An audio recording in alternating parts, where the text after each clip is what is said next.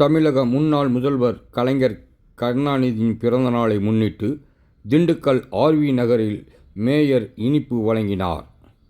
தமிழக முன்னாள் முதல்வர் டாக்டர் கலைஞர் கருணாநிதியின் பிறந்த நாளை முன்னிட்டு திண்டுக்கல்லில் உற்சாகமாக திமுகவினர் பல்வேறு இடங்களில் பிறந்தநாள் விழாவினை கொண்டாடினர்.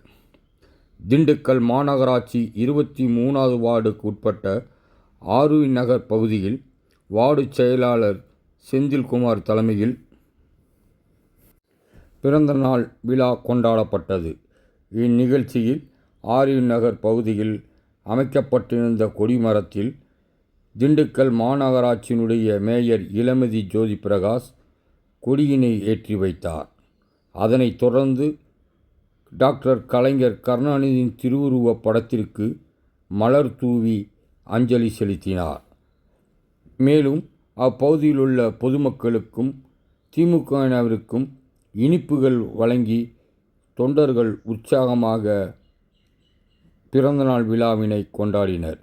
இந்நிகழ்ச்சியில் வார்டு செயலாளர் செந்தில்குமார், மேற்கு பகுதி செயலாளர் பஜ்லுல் ஹக், மேற்கு பகுதி அவைத்தலைவர் கண்ணன், மாவட்ட பிரதிநிதி மணிகண்டன், 23வது வார்டு அவைத்தலைவர் முருகன் மற்றும் தொண்டர்கள் பலர் கலந்து கொண்டனர்.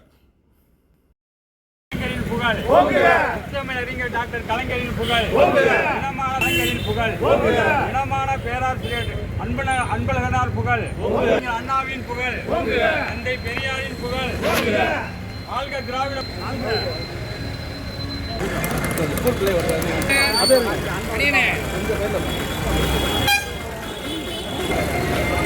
அவங்க